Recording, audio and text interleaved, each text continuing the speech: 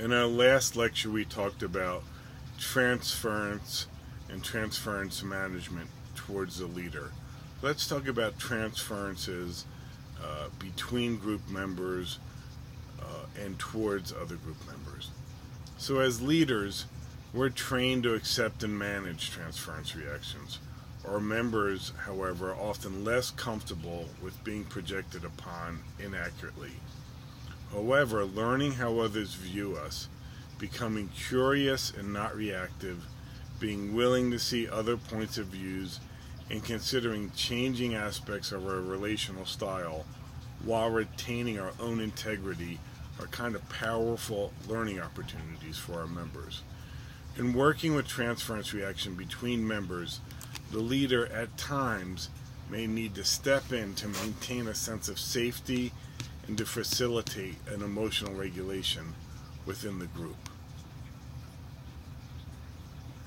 There are several common approaches for helping members work through transference experiences with one another.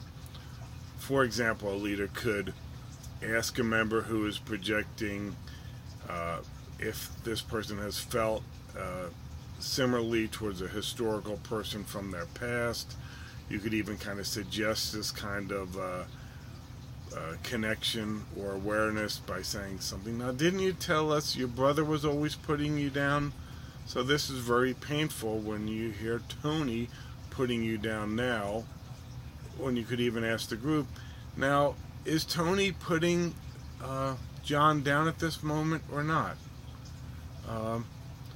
And so kind of a reality based of what's going on interpersonally, what is being projected upon the other group member, and then what is reality based. By working with transferences between group members, you're getting the group deeply engaged and working in a way that's more powerful than, say, one member at a time. So I think other possibilities when you have transference reactions going on between members, you could try to help the members identify an underlying feeling, such as fear, envy, longing, that may be kind of fueling the transference reaction, that these feelings are associated with certain object representations given the person's historical life. As a leader, I think you could wonder what the needs of the two members involved in this kind of transferential dynamic are. It may be to be understood, it may be to cathartic, it may be to have one's voice, it may be to be assertive, it may be to try to be sadistic. The person receiving it could be masochistic in some way. They could be kind of dominating kind of a personality. They may kind of be milquetoast or a wet towel in kind of eliciting kind of this projective process in some way. They may not be very self-revealing or vulnerable in group, which often makes members a more heightened object for transference reactions. So what's going on for these two members? And then I think you can look at it, and what purpose may it be serving for the group as a whole? Are they stirring up to a new level of work in the group? Are they somehow avoiding other important work in the group? Are they kind of practicing communication styles and relational difficulties to be worked through for the benefit of other group members?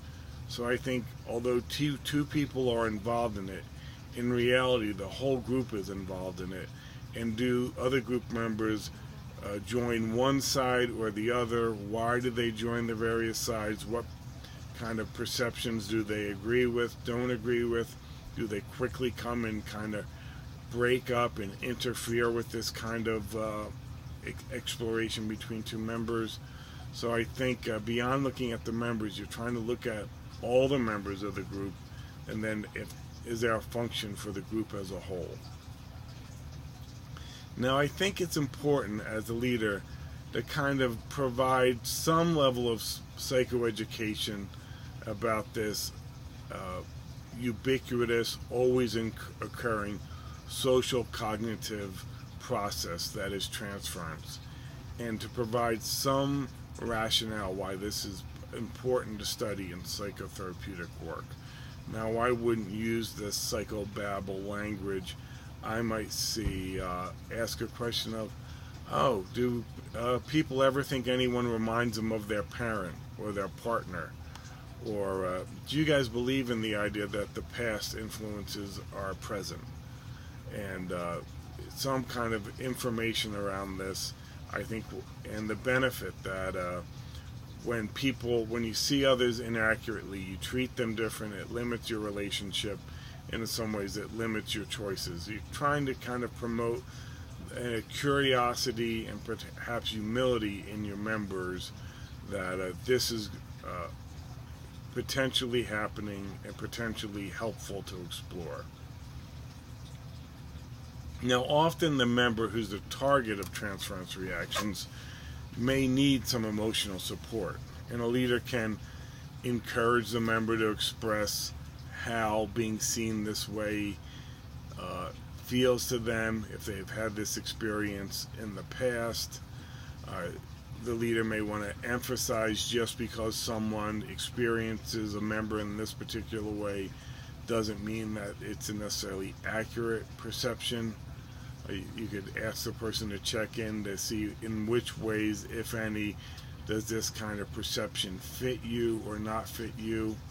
I think to protect the member who may be having a hard time being the object of transference projection, you could point out if the person who's projecting onto you is kind of have similar attributes to other people in your life. You can kind of start mining their own transference to kind of help them understand this kind of process that goes on between people.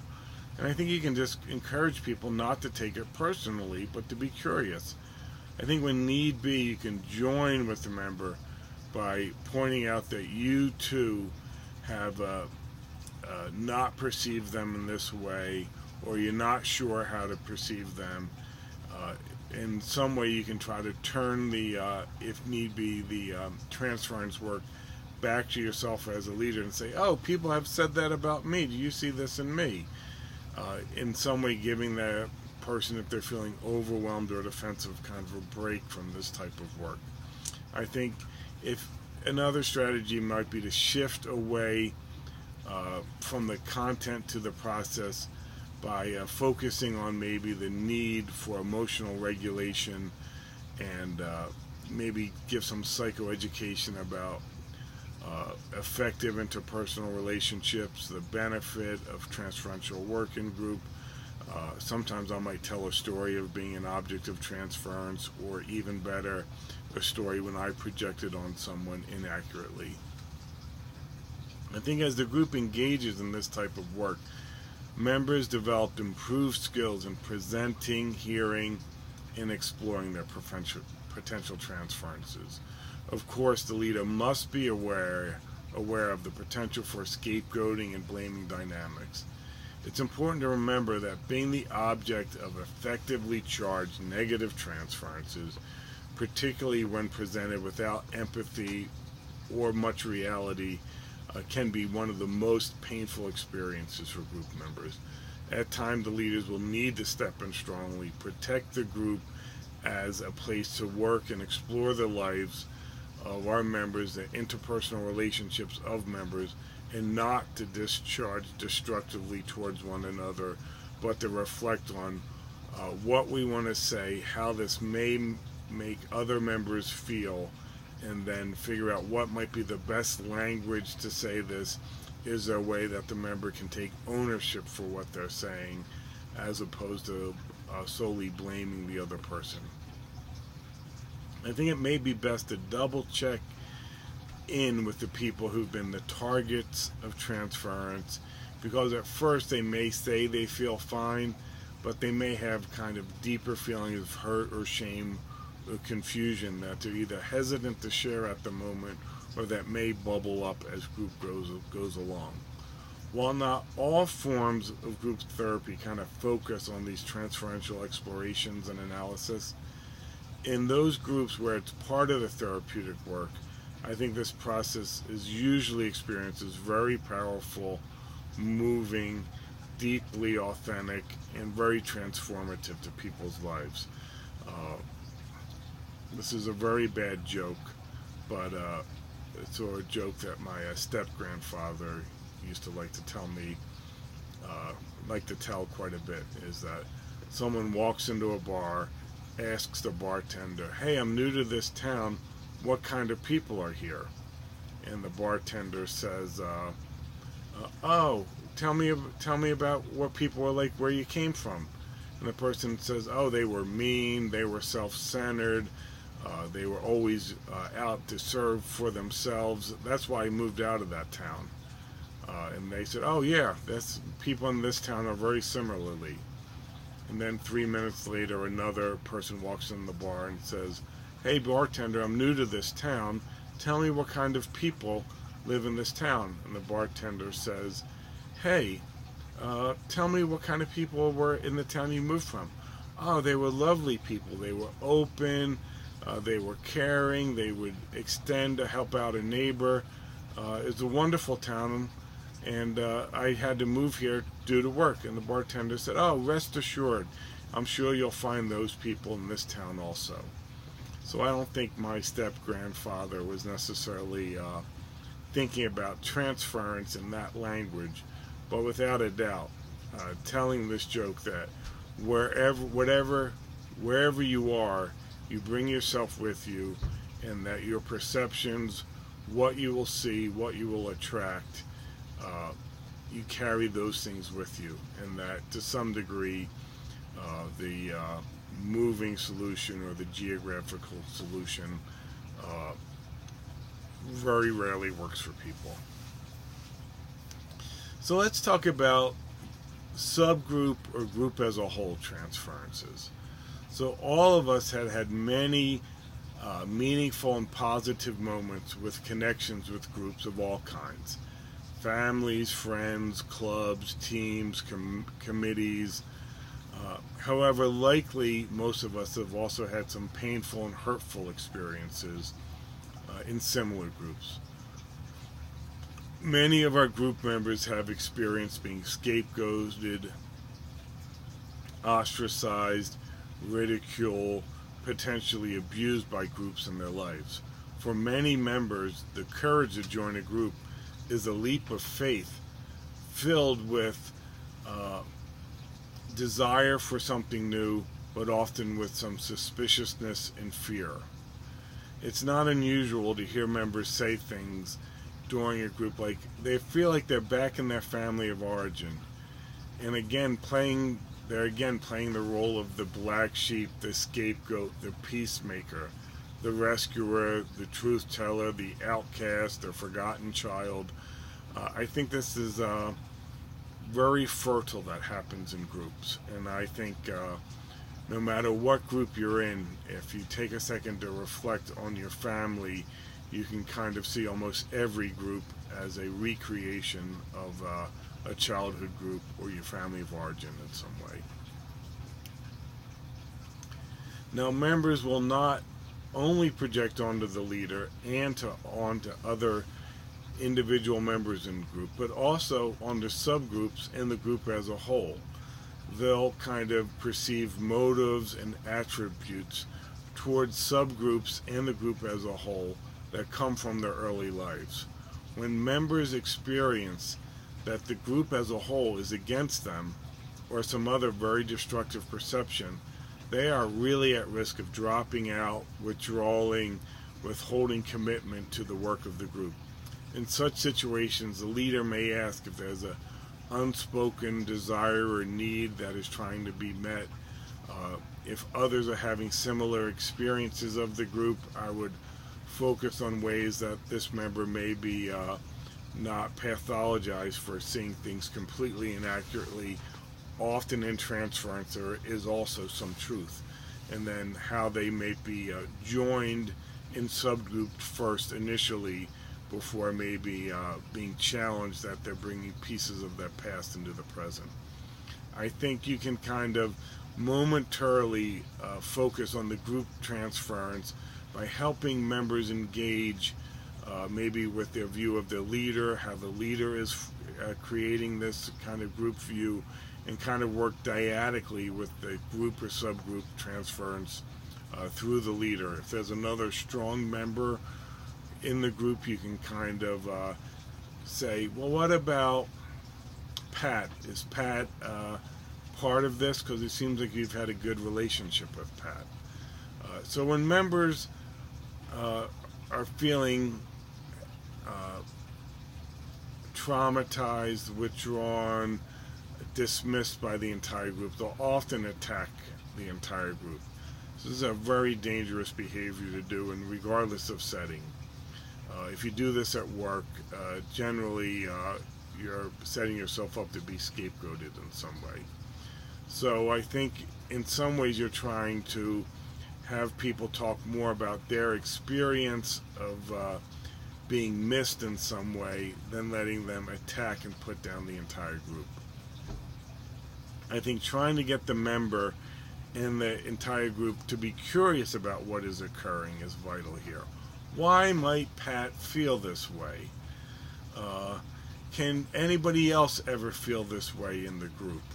Has ever anybody else kind of felt this way in their life? I think when there's a high level of emotional arousal in a member, you have to kind of assess and modulate how much they can do. And I think by sometimes making this experience vicarious for the member to observe by doing this similar kind of theme of transferential work with a member who's not as emotionally triggered, can kind of help them take in what they may be bringing to the group in some way. So let's talk more about this kind of group as a whole or subgroup interventions. So we talked earlier about the Tavistock Clinic and its adherence to kind of group as a whole theories, practice, and interventions, right? In the classic Tavistock and some group relational models now, the group therapist or the conductor, as they refer to the leader of the group, kind of focuses primarily on group as a whole or subgroup processes rather than individual members. The theoretical rationale here is kind of based in Gestalt psychology, meaning that if you kind of change the ground, the group, the figures, the members of the group will change automatically, be different, see things differently.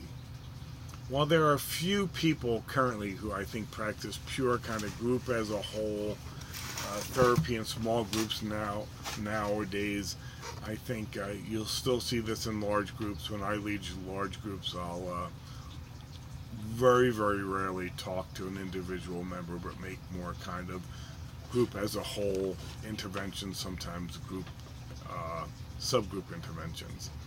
But I kind of want to go back to this kind of earlier study that showed really a lot of dissatisfaction among patients in treatment when the group therapist acknowledges the group as a whole process for all groups at all the time, and also dissatisfaction if the group leader doesn't monitor and make similar kind of interpretations, responses, describe kind of group as a whole theme. So I think this is it's like salt. I'm sorry to use a horrible food metaphor. You don't want too much, you don't want too little of this.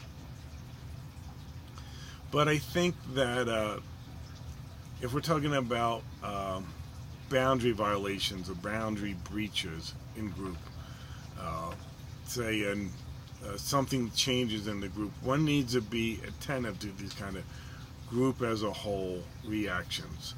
I think group as a whole interventions can build cohesion and universality by the leader suggesting some similarity between everyone, or at least most of the group members. In an early group, you may say, I wondered if anyone in here is feeling anxious.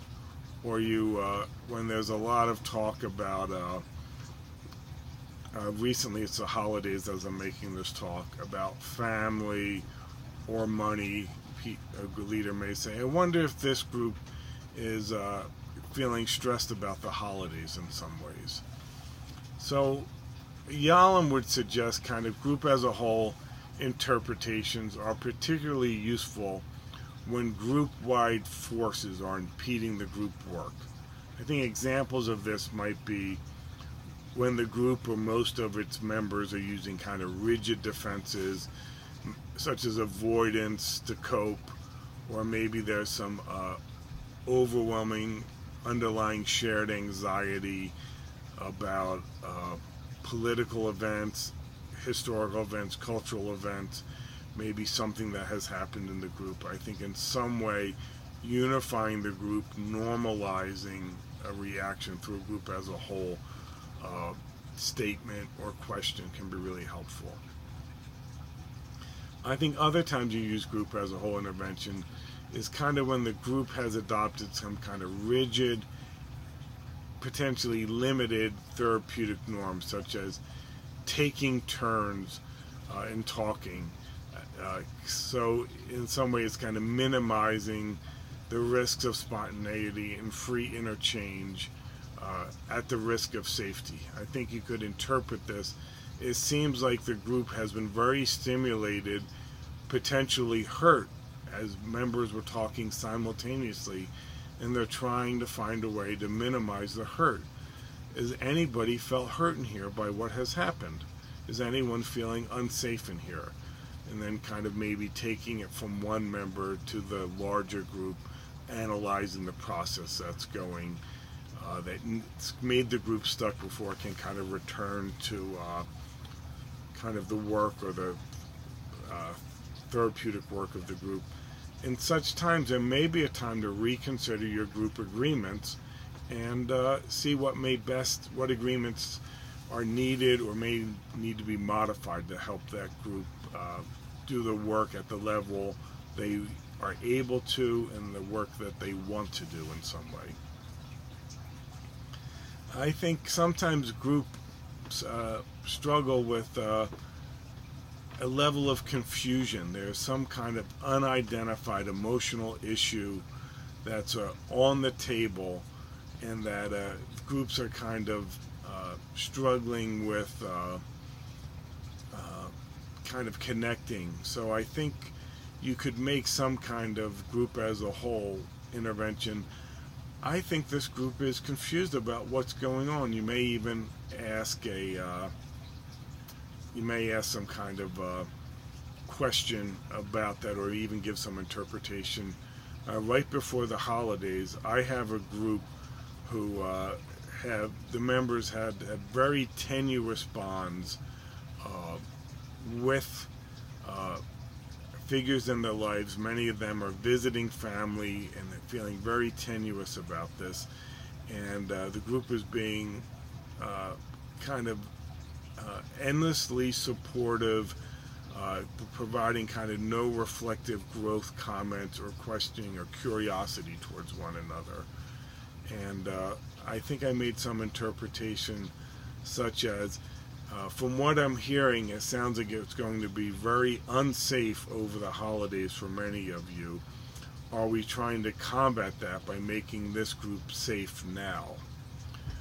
I wondered if my thoughts about how connected and supported people were in here were misjudged, because it seems like people are being, to some degree, very kind of codependent and protective and less than authentic at this moment with one another. Generally, the group attacks you when you make such an interpretation, then potentially over time takes that up in some way. But I think at this time I'm trying to highlight some kind of en masse unconscious process. And if the goal, or part of the goal as a group, to kind of get people off automatic pilot and become more mindful of their choices in the moment, such an intervention can kind of rouse people to explore what they're doing and why they're doing it. So I think group as a whole conceptualizations can kind of help members begin to broaden their understanding of why they're acting the way they're acting, kind of in understanding the impact of such group-induced processes which may be occurring. There could be a loss of individuality, kind of an obedience to authority, a push towards conformity, all these kind of classic social psychology research studies and findings. And though the group may dislike this, I think when used judiciously, it kind of helps to refocus the group. So I think some classic ways that people might use group as a whole intervention is to highlight underlying themes, underlying dynamics. Potentially, I think you could explore the symbolic meaning of language or imagery that is being used in the group. So often groups will talk about food, particularly in Boulder, and I'm always wondering if this is they're really interested in food, or if there is some more subtle message about nurturance, care, getting fed in some way. I think you can kind of use a group as a whole intervention to assess kind of the climate or pulse of the group in some way. So let's talk from group as a whole interventions kind of to subgroup interventions. Now, subgroups are collections of individuals who are connected to each other by virtue of having experienced something similar or common with each other. Now, ideally, subgroups are not solidified and people can move between various subgroups. But in subgroups, these commonalities can range from being demographic or social variables. They could include gender, age, race, who are parents, who aren't parents, introverts versus extroverts, those who work in technology, those who work in mental health field in some way. So some kind of shared feeling, belief, behavior, practice, experience help people form into subgroups. I think it's important that members feel part of various subgroups. It's an initial way to kind of feel understood by others and to not be alone in a group. For instance, in a group, if a group of individuals with anxiety subgroups, and I can think of this when I've led with CBT anxiety groups, subgroups may form around those who've had panic symptoms and those who haven't. Those who've maybe struggled with obsessive repetitive behaviors and those who haven't. I think it's very important that when someone, and group members will do this, make themselves a subgroup of one to try to work in some way so they're not ostracized or creating a repetition of not being understood or isolated, as many people with anxiety and these kind of severe anxieties are talking about can happen, but in some way forming them. I can think of an anxiety group I did where someone had trichotillomania, and so I tried to form this into letting them be in the subgroup of kind of compulsive behaviors, hand washing, hoarding, some kind of behavior like that, and I think was able to do so successfully, although the kind of history and creation of this is subtly different. I felt initially creating the subgroup around similarities were important. So I think through building kind of these subgroups, you kind of can build an overall group cohesion where members feel connected with other members in their various subgroups, and over time they can feel part of the whole. I think as groups move along, ideally members see that they have something in common with every other group member, and yet at the same time are unique and different than every other group members. Now, leaders may wish to avoid conflict by emphasizing overarching similarities of all group members and done in group and the whole interventions, but I think promoting engagement with each other around differences in ways that people are unique is very important. I think if it's all similarities, then the group may have a kind of a mass psychosis around certain cognitive distortions or transference reactions, And I think you'll see this in group where there'll be kind of a group think dynamic. I can often see a common occurrence is a group member complaining about their partner in the group, all jumps on board to say how horrible that partner is in every way without kind of challenging the group members' participation in that relationship, how they could do things differently. Maybe ideally a better process would be group members acknowledging how they may have behaviors, thoughts, feelings, somatic experience similar to their partner that's getting talked about, so they could kind of talk about this in a less charged atmosphere of the group than a relationship, to see how they could kind of understand what's happening in this relationship through the relationships in the group at a deeper level here. So let's stop there with talking about potential uses of transference in group. I think I would want to say that in these psychodynamic traditions, working through transference was seen as the magic cure. That basically, as you work through transferences, you're working through cognitive distortions, self-representations, representations of others, kind of rigid communication patterns. It's extremely liberating to be able to realize that you're bringing your past to the present and being conscious of that and careful with how you're doing that. So in the next section, let's talk about countertransference.